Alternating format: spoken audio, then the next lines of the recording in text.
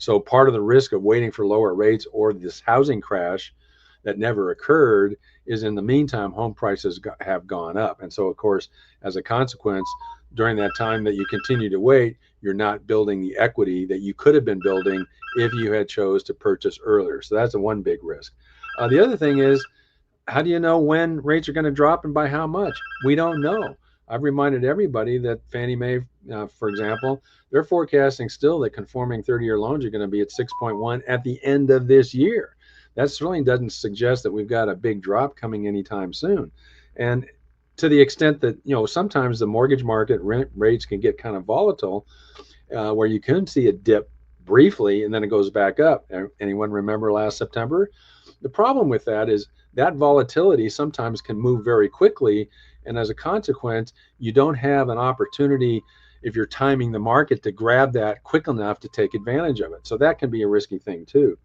The other thing is, when rates do eventually drop, as a buyer, you're going to have a lot more competition from other buyers. That could make it harder for you to get an offer accepted. And then you all may start going back to the bidding wars where everyone's offering higher and higher over list price, et cetera. So that's a risk that you're undertaking by having waited up until now and still wanting to wait until rates eventually do fall. And while you're waiting, what happens if, again, the data doesn't support it now, there is a weakening of the economy? What happens? You could be faced with what we would call employment and qualification risk. What if something changes with your job? Maybe you get your hours cut back. Maybe you get laid off.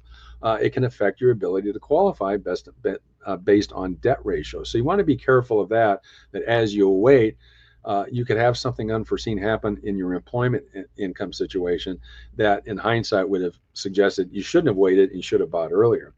And again, the crash may not come anyway, even if rates do remain elevated, for a couple reasons. Housing inventory is still very, very tight. Plus the fact we still hear about those institutional buyers who buy up homes at the expense of the regular families who are trying to buy a place to live in. With those two factors still involved, that keeps the pressure on prices, certainly keeps them from falling, and I think has contributed to those prices going up. So again, those of you who have been waiting for those prices to fall, you've lost that opportunity to build equity. And at the time you do finally decide to start looking and maybe buy, you're going to be facing probably higher prices than you would have if you looked at something sooner. So that's another risk.